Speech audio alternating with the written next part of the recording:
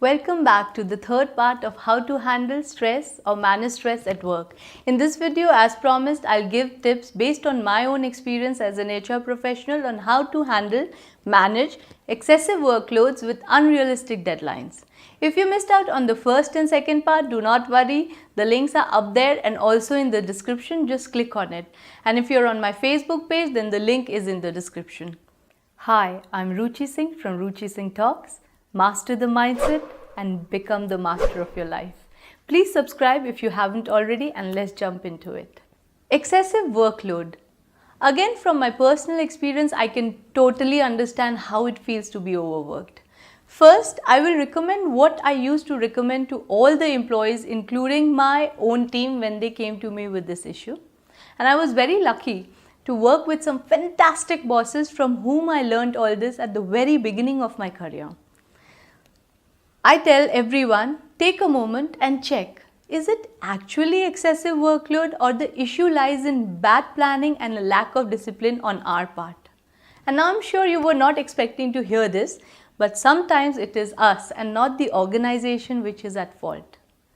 In a lot of situations, if we actually sit down and make a list of all we have to do in a day and slot it time-wise, including time for breaks, and stick to it, we realize that we can actually easily meet all the work requirements in the given deadlines. Every time you take a quick tea break, which lasts for 20 to 30 minutes, or stop midway while preparing a report to listen into that juicy gossip, you break the rhythm of your work, thus decreasing your efficiency. However, if you're actually overworked, and it does happen, I will share what I did and you can try it in your case.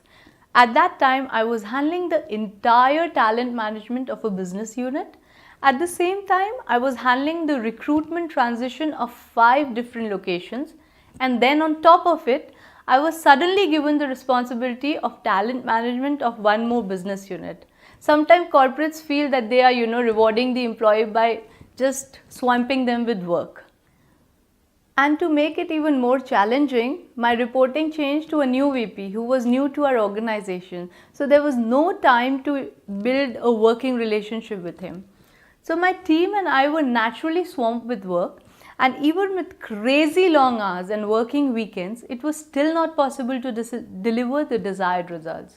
So I reached out to my ex-boss with whom I had excellent work relationship, took his advice, and I sat down and made a chart with complete breakdown of all my KRAs, every other work responsibility, every single thing.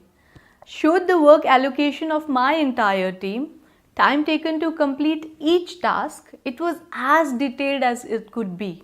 I actually took a week to prepare that. Then I made a presentation to my new boss asking for approval to hire 2 more executives.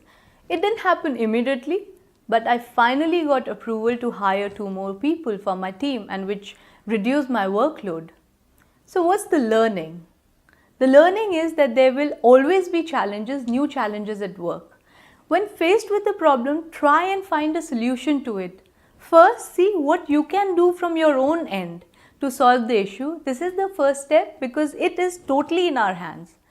And if you're not prepared to handle it, there is no chance for growth, because the senior you get, more responsibility you have to handle and solve issues not only for yourself but also for your team.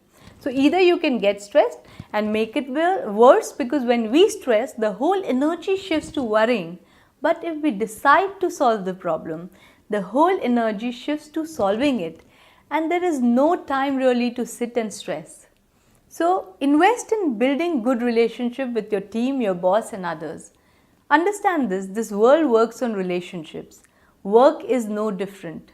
Respect and help your colleagues, and they will help you back.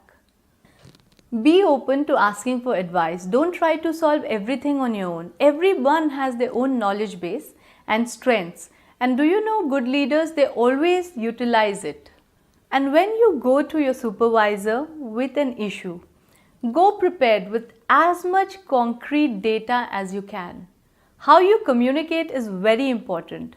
I'm overworked is a very vague statement, but if you make a presentation with details of all your key responsibility areas, all the other additional work you may be doing, with the time taken to complete each task, and then saying that you need XYZ help to perform even better, like saying that I need this training to enhance my skill which will add value to the organization, or I need an additional team member, you come across as a very professional employee and it is more effective in getting you the desired outcome. Be very clear as to what solution you want from them.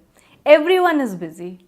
So the easier you make it for someone to help you, the sooner you will get the desired result. I hope it helped. If you liked it, please share and subscribe so that you do not miss out on the new videos. All the links to my social handle are in the description. Stay connected for the next video on stress management at work, where I will share tips to handle the following issues: no clarity about career progression, concern about job security, level of pay, lack of sufficient training for the job given, lack of or insufficient direction and support by the boss, multiple reporting lines for employees with each manager asking for their own work to be finished first, prioritized, toxic work environment. Thank you so much for giving me your precious time and see you next time. Thanks. Bye.